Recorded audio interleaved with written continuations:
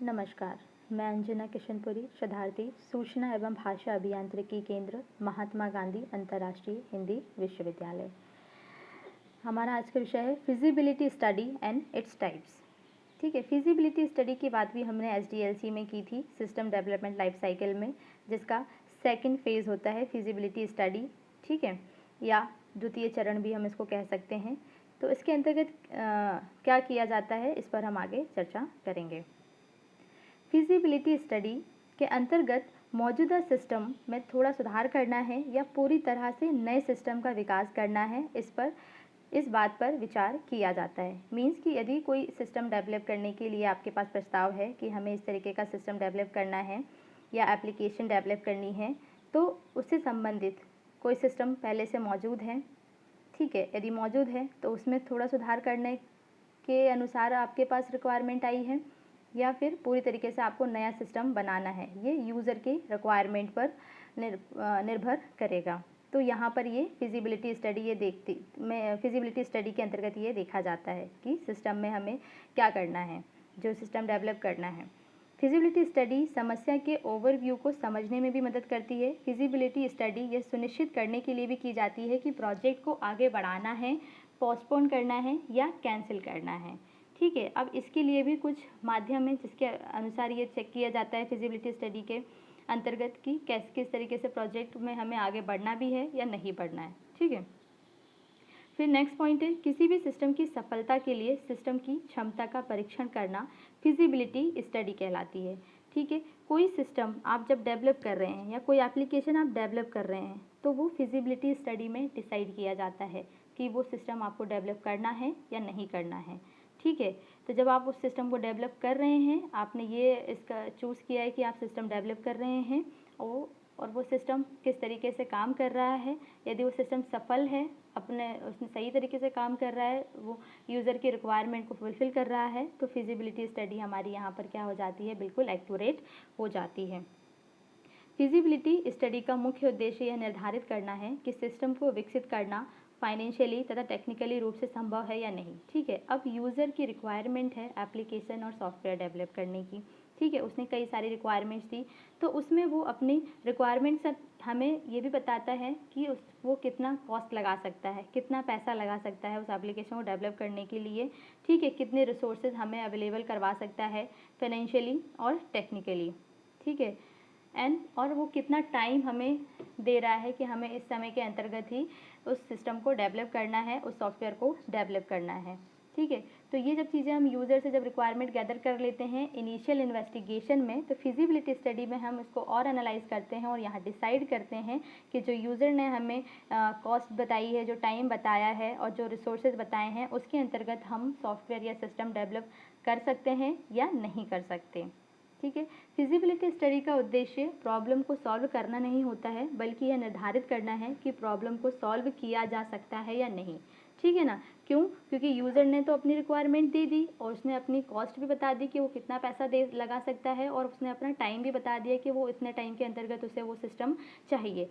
तो ये system analyst decide करेगा कि वो उतने समय में वो सिस्टम बना पाएगा, उतने कॉस्ट में वो सिस्टम बना पाएगा, और जो रिसोर्सेज उसके पास अवेलेबल हैं उसमें वो सिस्टम बना पाएगा या नहीं बना पाएगा, वो यहाँ डिसाइड किया जाता है। इस फेज़ में वो डिसाइड किया जाता है।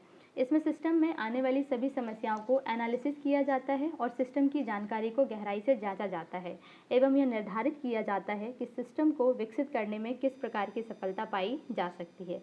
मीन्स कि ये कह सकते हैं हम, किसी भी एप्लीकेशन या किसी भी सॉफ्टवेयर को डेवलप करने संबंधित जो भी जानकारी है, वो फिजिबिलिटी स्टडी के अंतर्गत डिसाइड किया जाता है कि हमें उस सिस्टम को, उस एप्लीकेशन को, उस सॉफ्टवेयर को आगे डेवलप करना है या नहीं करना है, या यहीं से हम डिस्कार्ड कर दें कि यूज़र के रिक्वायरमेंट के अनुसार हम उसकी कॉस्ट में या उसके टाइम में हम ये सिस्टम डेवलप नहीं कर सकते। तो हम डिस्कार्ड भी कर सकते हैं, और हम कर सकते हैं तो हम उसको क्या करेंगे, एग्री कर लेंगे और एक्सेप्ट कर लेंगे और आगे प्रोजेक्ट में बढ़ जाएंगे। तो feasibility study software application development का क्या होता है, डिसाइडिंग फेज़ होता है। अब यह 3 तरीके की होती है। फिजिबिलिटी स्टडी के 3 प्रकार हैं: economical feasibility, technical feasibility, operational feasibility. तो इकोनॉमिकल फिजिबिलिटी इस फिजिबिलिटी में यह निर्धारित किया जाता है कि जो प्रस्तावित सिस्टम है उसमें कितना खर्चा आएगा तथा उसमें कितना लाभ मिलेगा।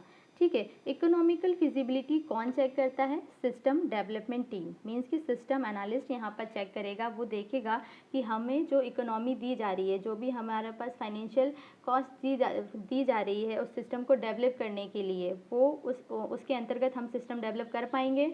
ठीक है, और कर पाएंगे तो उससे हमें कोई बेनिफिट भी प्राप्त हो पाएगा नहीं हो पाएगा। तो ये सब चीज़ें यहाँ निर्धारित की जाती हैं इकोनॉमिकल फिजिबिलिटी में। इसे कॉस्ट बेनिफिट एनालिसिस भी कहा जाता है। नेक्स्ट है टेक्निकल फिजिबिलिटी। इस फिजिबिलिटी में सिस्टम की टेक्निकल ज़रूरतों को निर्धारित किया जाता है। इसमें यह देखा जाता है कि जो सिस्टम प्रस्तावित है उसके लिए जो टेक्नोलॉजी चाहिए वह उपलब्ध है या होनी चाहिए, तथा उस टेक्नोलॉजी को सिस्टम में किस प्रकार से हम जोड़ सकते हैं, इंटीग्रेट कर सकते हैं। नई टेक्नोलॉजी में आने वाले सभी प्रकार की जटिलताओं को संभालने के लिए तकनीकी रूप से हमारे पास सक्षम एक्सपर्ट है या नहीं है, ये सब कौन करता है? सिस्टम एनालिस्ट डिसाइड करता है। टेक्निकल रिसोर्सेज हमारे पास कितने हैं और या नए रिसोर्स को ऐड करना है, या फिर हम टेक्निकल चीज़ों को समझने के लिए हमारे पास कितने एक्सपर्ट हैं नहीं हैं, ये सब चीज़ें देख कर ही प्रोजेक्ट लिया जाता है। ठीक है, फिर है ऑपरेशनल फिजिबिलिटी।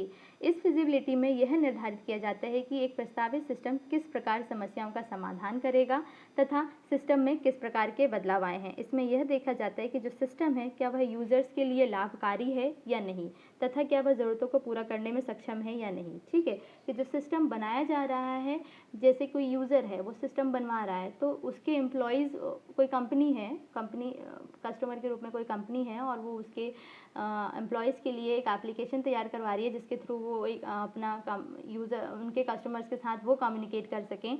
तो वो कितना आसान तरीके से उसको यूज़ कर सकते हैं, नहीं कर सकते हैं, ये सब चीज़ें भी इसके अंतर्गत देखी जाती हैं ऑपरेशनल फिजिबिलिटी में, कि जो भी सॉफ्टवेयर एप्लीकेशन हम डेवलप कर रहे हैं उसको ऑपरेट करना आसान है या नहीं है। ठीक है, आसान होगा या नहीं होगा, तो हमें यूज़र के अनुसार उसके ऑपरेशन को सरल बनाना है, वो सरल तरीके से उसको ऑपरेट कर सके। तो इस तरीके की फिजिबिलिटी की जांच यहाँ पर की जाती है। फिर फिजिबिलिटी विश्लेषण प्रक्रिया, कि किस तरीके से फिजिबिलिटी स्टडी की जाती है।